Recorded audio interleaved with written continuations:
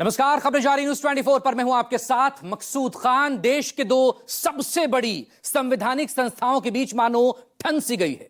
कार्यपालिका और न्यायपालिका के बीच ताकत को लेकर टकराव जैसे हालात नजर आ रहे हैं। दोनों संवैधानिक संस्थाओं में अपने अपने अधिकारों को लेकर तकरार दिखने लगी है। सत्ताधारी बीजेपी के नेताओं ने तो मानो सुप्रीम कोर्ट और देश के मुख्य न्यायाधीश के खिलाफ मोर्चा ही खोल दिया हो।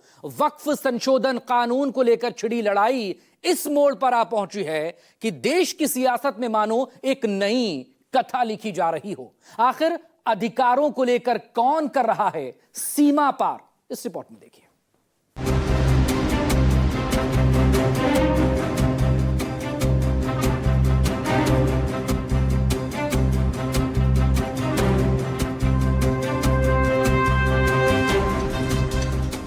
इस देश में धार्मिक युद्ध भड़काने के लिए केवल और केवल सुप्रीम कोर्ट जिम्मेवार है। सुप्रीम कोर्ट अपनी सीमा से बाहर जा रहा है। इस देश में जितने गृह युद्ध हो रहे हैं उसके जिम्मेवार केवल यहाँ के chief justice of India Sanjiv Khanna साहब।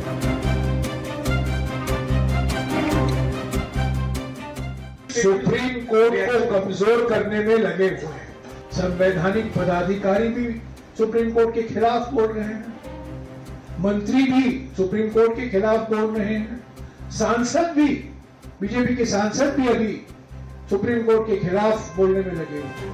न्यायालय में अगर इस तरह का कोई टिप्पा टिप्पणी करता है तो कंटेम्प्ट होना चाहिए।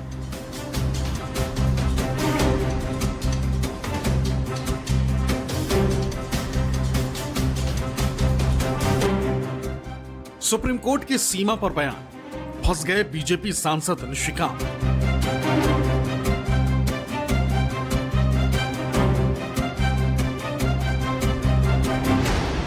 नए वक्फ कानून की लड़ाई संसद वर्सेस न्यायपालिका पर आई।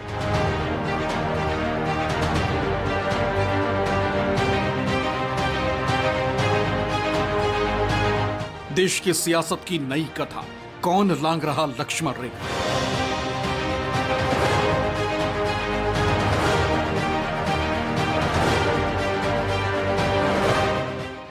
हिंदुस्तान दुनिया का सबसे बड़ा लोकतंत्र, जिसे चलाने के लिए सैकड़ों पन्नों का एक समृद्ध और ताकतवर संविधान, जिसमें हर वो कुछ दर्ज है जो भारत के लोगों के हित में, लोगों के हित के लिए एक पूरा सिस्टम संविधान के प्रावधानों में नहीं, पर इस पूरे सिस्टम को चलाने के लिए 4 स्ट्रॉन्ग पिलर यानी मजबूत नींव भी। पहला न्यायपालिका, दूसरा कार्यपालिका, तीसरा विधायिका और चौथा मीडिया। चारों के अपने अपने काम है, सबके काम बटे हुए, सबकी बॉर्डर लाइन यानी सीमा रेखा भी तय, मगर एक बात सबके लिए कॉमन है, वो ये कि सभी को मिलजुल कर जनता के लिए काम करना, सबको तय दायरे में रहकर जनता के हितों के लिए काम करना है। लेकिन देश की मौजूदा सियासत उस चरम पर पहुंच गई जहां जनहित के मुद्दे कम, विवादास्पद बातें ज्यादा होने लगी, और इसका स्तर वहां पहुंच गया है जहां देश की दो सबसे बड़ी संवैधानिक संस्था न्यायपालिका और कार्यपालिका के बीच आपस में मानो ठन सी गई। पहले उपराष्ट्रपति जगदीप धनखड़ और अब बीजेपी सांसद निशिकांत दुबे ने सुप्रीम कोर्ट और चीफ जस्टिस ऑफ इंडिया को लेकर ऐसी बातें कह दी जिससे देश की सियासत की सुई मानो संसद वर्सेस कोर्ट के बीच घूमने लगी। पहले आपको बीजेपी सांसद निशिकांत दुबे का सुप्रीम कोर्ट और मुख्य न्यायाधीश पर दिए वो विवादित बयान सुनवाते हैं, जिससे पूरा सियासी और कानूनी बखेड़ा खड़ा हो गया। फिर आपको इनके बयानों के पीछे के असल मायने बताएंगे। आर्टिकल 368 कहता है कि इस देश के संविधान को, पार्लियामेंट को सभी कानून बनाने का अधिकार है। कानून की व्याख्या करने का अधिकार सुप्रीम कोर्ट का है। वो कह रहा है कि 3 महीने में जो है राष्ट्रपति बता दें कि क्या करना है, 3 महीने में गवर्नर बता दें कि क्या करना है, और उसके बाद आज जो है ये देश राम कृष्ण सीता राधा 12 ज्योतिर्लिंग से लेकर 51 शक्तिपीठ का है। सनातन की परंपरा है, लाखों साल की परंपरा है। आप जब राम मंदिर का विषय होता है तो आप राम मंदिर में कहते हो कि कागज दिखाओ, कागज दिखाओ। कृष्ण जन्मभूमि का मामला आएगा मथुरा में तो कहोगे कागज दिखाओ। आप जब शिव की बात होगी, ज्ञानवापी मस्जिद की बात आएगी, कागज दिखाओ। मुगलों के आने के बाद जो मस्जिद बने हैं उसके लिए कहते हैं कि आप कागज कहां से दिखाओ। इस देश में धार्मिक युद्ध भड़काने के लिए केवल और केवल सुप्रीम कोर्ट जिम्मेवार है। सुप्रीम कोर्ट का एकमात्र उद्देश्य है show me the face will show you the law. Supreme court अपनी सीमा से बाहर जा रहा है। सुप्रीम कोर्ट की सीमा यह है कि भारत का संविधान जिस कानून को बनाया उस कानून की उसको व्याख्या करनी है, और यदि वो व्याख्या नहीं कर सकती है और सब कुछ के लिए सुप्रीम कोर्ट जाना है तो इस संसद का कोई मतलब नहीं है, विधानसभा का कोई मतलब नहीं है, उसको बंद कर देना चाहिए। भारत के चीफ जस्टिस का अपॉइंटमेंट भारत का राष्ट्रपति करता है। इस देश का कानून भारत का पार्लियामेंट बनाता है। उस पार्लियामेंट को आप डिक्टेट करेंगे। 5 जज बेंच की, जो मैं आपको बताऊं कि नजीर की एक जजमेंट है, 1942 की प्रिवी काउंसिल की जजमेंट है, उसमें यह कहा गया कि जहां कानून नहीं लिखा हुआ है उसके बारे में यदि प्रिवी काउंसिल या सुप्रीम कोर्ट कोई जजमेंट देती है तो बात समझ में आती है। यहां पूरा जजमेंट लिखा हुआ है कि राष्ट्रपति का क्या अधिकार है, उपराष्ट्रपति का क्या अधिकार है, प्रधानमंत्री का क्या अधिकार है, हमारे पार्लियामेंट का क्या अधिकार है, हमारे सुप्रीम कोर्ट का क्या अधिकार है, हाई कोर्ट का अधिकार है। जब सब कुछ लिखत पढ़त में है तो तुम नया कानून कैसे बना दिया? 3 महीना कहां से लेके आ गए कि राष्ट्रपति को 3 महीने के अंदर फैसला करना है? ये किस कानून में लिखा हुआ है? इसका मतलब यह है कि आप इस देश को एनार्की की तरफ ले जाना चाहते हो, और एनार्की जो है इस देश में बर्दाश्त नहीं होगी। इस देश में जितने गृह युद्ध हो रहे हैं उसके जिम्मेवार केवल यहां के chief justice of India Sanjiv Khanna साहब। बीजेपी सांसद निशिकांत दुबे का ये बयान जैसे ही मीडिया के जरिए पब्लिक हुआ, देश का सियासी माहौल अचानक से बदल गया।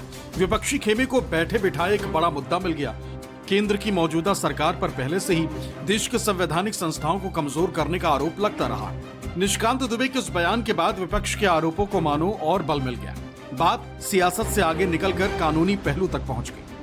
आपको निशिकांत के बयान के बाद मचा सियासी घमासान भी सुनाएंगे, लेकिन उससे पहले आपको बताते हैं कि निशिकांत दुबे कैसे अपने बयान के बाद खुद भी कानूनी रूप से बुरे फंस गए और कैसे अपनी पार्टी बीजेपी को भी फंसा गए। चूंकि बीजेपी सांसद निशिकांत दुबे का बयान देश के सर्वोच्च अदालत के खिलाफ था, मुख्य न्यायाधीश और उनके फैसले के विरोध में था, लिहाजा बात कंटेम्प्ट ऑफ कोर्ट यानी अदालत की अवमानना पर पहुंच गई।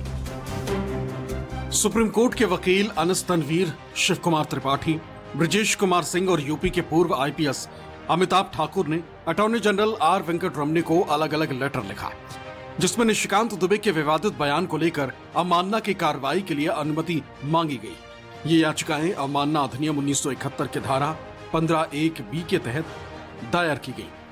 वकील अनस तनवीर नए वक्फ कानून के खिलाफ सुप्रीम कोर्ट में याचिका दायर करने वालों में से एक है। वहीं वकील ब्रजेश कुमार सिंह ने अपने लेटर में निशिकांत दुबे के साथ साथ पश्चिम बंगाल के बीजेपी विधायक अग्निमित्रा पॉल के खिलाफ भी अवमानना की कार्रवाई की मांग की। मैंने आज तक, हम लोग प्रोफेशनल एथिक की किताब पढ़ते हैं, कंटेम्प्ट के कई केसेज हमने देखे हैं। इतना गंभीर आरोप कि सुप्रीम कोर्ट रिलीजियस बार सुप्रीम कोर्ट गृह युद्ध डिक्लेयर कर रही है। कभी इमेजिन भी नहीं किया जा सकता कि सुप्रीम कोर्ट जैसी संस्था जो है, और उन्हें अभी तक उन्होंने माफ़ी भी नहीं मांगा है पब्लिक डोमेन में। निशिकांत दुबे सर से सीनियर एमपी हैं, 2009 से लगातार गोड्डा को रिप्रेजेंट कर रहे हैं। और उसके बाद कल एक और बहुत बड़ी घटना हो गई। कल उसके बाद एक बीजेपी के ही एक एमपी हैं, लेडी एमपी हैं, अग्निमित्रा विधायक हैं। हाँ विधायक, सॉरी विधायक हैं, आसनसोल साउथ से रिप्रेजेंट करती हैं। उन्होंने बोला कि मैं निशिकांत दुबे जी के बात से सहमत हूँ, और एक स्टेप और आगे जाकर उन्होंने बोला कि प्रेसिडेंट इनको अपॉइंट किया, इन्होंने प्रेसिडेंट के खिलाफ डायरेक्शन दे दिया। तो उन्होंने बोला कि सीजीआई ही देश चलाएं। अब लग रहा है कि ऐसा लग रहा है कि माहौल वो बोल रहा है कि पार्लियामेंट और असेंबली को बंद कर दिया जाए और सीजीआई ही देश चलाएं। जब सब कुछ कर ही रहे हैं तो वही चलाएं। अब ये कितना खतरनाक स्टेटमेंट निशिकांत दुबे सर के बाद, उसके बाद ये जानबूझ के दिया गया बयान है। दरअसल नियम के तहत सुप्रीम कोर्ट के अवमानना का केस चलाने के लिए अटॉर्नी जनरल से इजाजत लेनी होती। कंटेम्प्ट ऑफ कोर्ट एक्ट 1971 की धारा 15(1)(b) और अवमानना के मामलों के लिए सुप्रीम कोर्ट के 1975 में बने नियमों में से नियम 3C के तहत अटॉर्नी जनरल या सॉलिसिटर जनरल की सहमति के बाद ही सुप्रीम कोर्ट की अवमानना की कार्रवाई शुरू हो सकती है। व्यवस्था के मुताबिक अटॉर्नी जनरल की मंजूरी की जरूरत होती है ताकि कोर्ट की अवमानना की कार्रवाई शुरू की जा सके। अगर अटॉर्नी जनरल अनुमति नहीं देते हैं, मंजूरी नहीं देते हैं, तो अवमानना की कार्रवाई शुरू नहीं हो सकती। लेकिन इस बीच अगर सुप्रीम कोर्ट खुद चाहे तो निश्चित तौर पर जो भी सुप्रीम कोर्ट के खिलाफ अपमानजनक टिप्पणी कर रहा है उसके खिलाफ अवमानना की कार्रवाई शुरू हो सकती है। अटॉर्नी जनरल ने अगर अवमानना की कार्रवाई के लिए सहमति दे दी, तब अदालत उस व्यक्ति को जिस पर कोर्ट की अवमानना का आरोप है नोटिस जारी कर जवाब मांगती। कई बार आरोपी कोर्ट से माफी मांगकर बच जाता है। कंटेम्प्ट ऑफ कोर्ट एक्ट 1971 के मुताबिक कोर्ट की अवमानना के लिए अधिकतम 6 महीने जेल की सजा या 2000 रुपए जुर्माना या दोनों हो सकता है। लेकिन ऐसा नहीं है कि कोर्ट इससे अधिक सजा नहीं सुना सकती। अनुच्छेद 129 में सुप्रीम कोर्ट की अवमानना के लिए दंडित करने की शक्ति और इसमें कोई सीमा निर्धारित नहीं। इसके अलावा सुप्रीम कोर्ट के पास अनुच्छेद 142 की असीमित शक्तियां भी। वही अनुच्छेद 142 जिसके बहाने उपराष्ट्रपति जगदीप धनखड़ भी बीते दिनों सुप्रीम कोर्ट और चीफ जस्टिस ऑफ इंडिया पर सवाल उठा चुके। तब उपराष्ट्रपति ने कहा था कि संविधान के अनुच्छेद 142 के तहत कोर्ट को मिला विशेष अधिकार लोकतांत्रिक शक्तियों के खिलाफ 24/7 उपलब्ध न्यूक्लियर मिसाइल बन गया।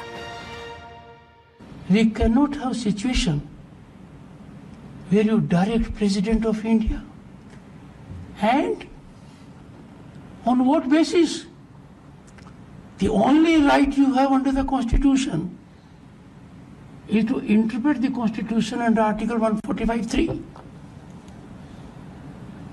There it has to be 5 judges or more,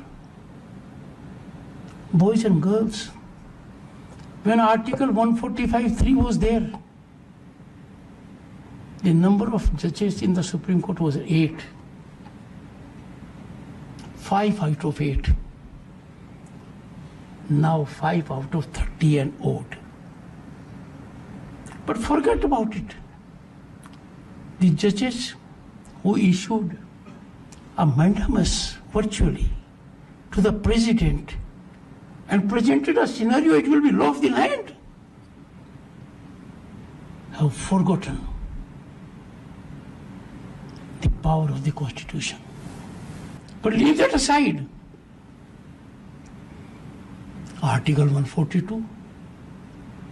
Article 142 has become a nuclear missile against democratic forces. उपराष्ट्रपति जगदीप धनखड़ के उस बयान पर सियासी तूफान थमा भी नहीं था कि निशिकांत दुबे सुप्रीम कोर्ट और सीजेआई पर विवादित बयान दे बैठे। बीजेपी से सुप्रीम कोर्ट और मुख्य न्यायाधीश के खिलाफ बयान देने वालों की लिस्ट में निशिकांत अकेले नहीं रहे। उनके बयानों के बाद बीजेपी नेताओं की एक लंबी चौड़ी लिस्ट तैयार हो गई और सर्वोच्च अदालत पर सवालों की बौछार होने लगी। हर चीज अपने आप में वर्णित है कि विधायिका का काम जो था वो वक्फ नियम बन गया। अब कोई भी भारत के संविधान के अनुसार कोई भी संसद को यानी राज्यसभा और लोकसभा को निर्देशित नहीं कर सकता, और क्योंकि राष्ट्रपति के दस्तखत हो चुके, राष्ट्रपति सर्वोच्च है, राष्ट्रपति को कोई चुनौती नहीं दे सकता। तो ये बातें लोगों के मन और मस्तिष्क में आती हैं और मैं समझता हूं कि ये लोकतंत्र के लिए भी जरूरी है कि जो श्रद्धा का भाव जनता का माननीय न्यायालय के प्रति है वो बना रहे। निशिकांत दुबे जी जो बोले हैं वो तो सही बात बोले हैं। आज हमारे महामहिम राष्ट्रपति जी CJI chief justice of India का अपॉइंटमेंट करते हैं, तो चीफ जस्टिस ऑफ इंडिया कैसे महामहिम राष्ट्रपति जी का जो निर्देश है वो अवमानना कर सकते हैं? जो पार्लियामेंट, जो सांसद, जहां पर सारे भारत के सांसद लोग बैठ के पॉलिसी मेकर जो नियम बना रहे, रूल बना रहे, उसी नियम को आप खंडन कर देंगे तो ये कहाँ का नियम है? तो फिर पार्लियामेंट को बंद कर दीजिए। अगर देश सीजीआई चलाएंगे और सुप्रीम कोर्ट चलाएंगे और जिसका अपॉइंटमेंट महामहिम राष्ट्रपति करते हैं उसको आप नहीं मानेंगे तो दरकार नहीं है फिर पार्लियामेंट और राष्ट्रपति का, सारे सीजीआई करे। कभी कभी सत्य सही हो तो भी बोलना नहीं चाहिए, क्योंकि हर चीज़ की एक मर्यादा होती है। तो मैं निशिकांत भाई मेरे छोटे भाई हैं, मैं उनको सलाह दूंगा कि इस प्रकार की बात सार्वजनिक रूप से नहीं करें तो ज़्यादा बेहतर है। आजकल की जनता सब जानती है। जिस प्रकार से पिछले दिनों जो कुछ भी देखने को आया वो बहुत ही निराशाजनक है। अगर सुप्रीम कोर्ट जैसी संस्थाएं अगर भेदभाव करेंगी और यह लोगों को भेदभाव प्रतीत होगा तो निश्चित रूप से उसके प्रति आस्था कमजोर होगी।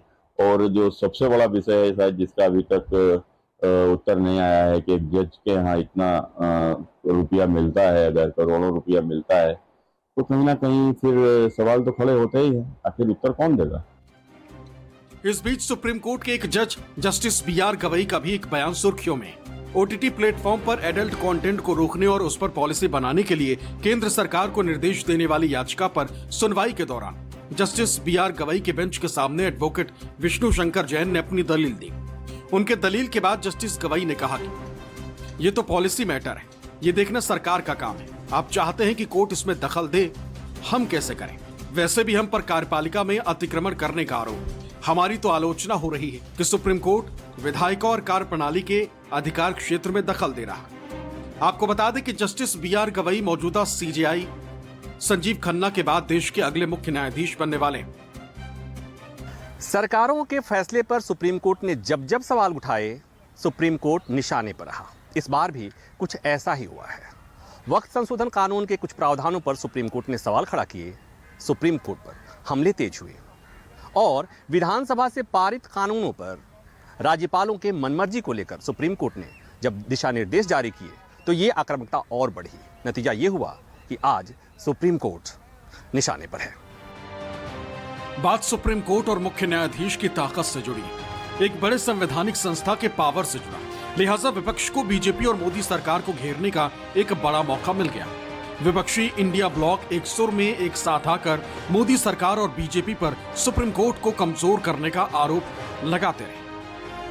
सुप्रीम कोर्ट को कमजोर करने में लगे हुए हैं। सुप्रीम कोर्ट के जो अधिकार हैं, संविधान जो अधिकार देता है सुप्रीम कोर्ट को, उसको काटने में, उसको कमजोर करने में लगे हुए हैं।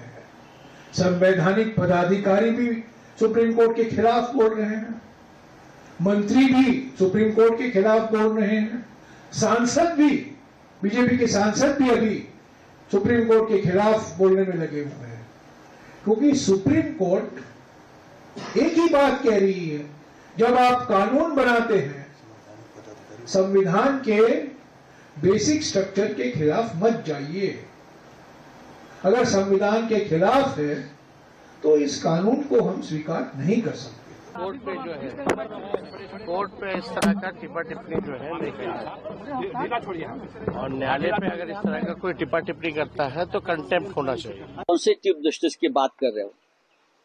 जब जस्टिस चंद्रचूड़ ने मस्जिद खोदने का आदेश दिया था कि आप कहाँ भी जाकर मस्जिद खोद सकते हो, दरगाह खोद सकते हो, हाँ, संभल में इसीलिए तो हो गया है ना दंगा। तो क्या निशिकांत दुबे उस बारे में बात करना चाहते हैं क्या, डीवाई चंद्रचूड़ की जजमेंट के बारे में, कि आप जाकर किसी भी मस्जिद को खोद सकते हो, नीचे मंदिर है या और क्या है देखने के लिए?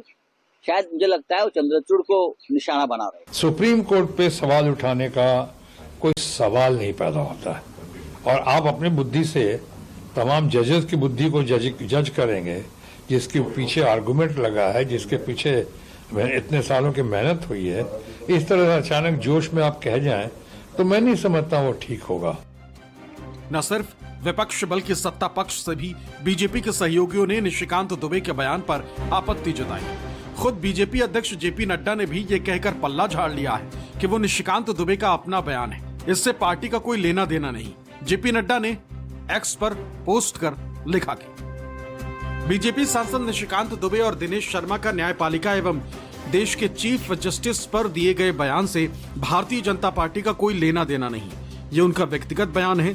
बीजेपी ऐसे बयानों से ना तो कोई इत्तेफाक रखती है और ना ही कभी भी ऐसे बयानों का समर्थन करती। बीजेपी इन बयानों को सिरे से खारिज करती। भारतीय जनता पार्टी ने सदैव ही न्यायपालिका का सम्मान किया है, उनके आदेशों और सुझावों को सहर्ष स्वीकार किया है, क्योंकि एक पार्टी के नाते हमारा मानना है कि सर्वोच्च न्यायालय सहित देश की सभी अदालतें हमारे लोकतंत्र का अभिन्न अंग है और संविधान के संरक्षण का मजबूत आधार स्तंभ है। मैंने इन दोनों को और सभी को ऐसे बयान न देने के लिए निर्देशित किया।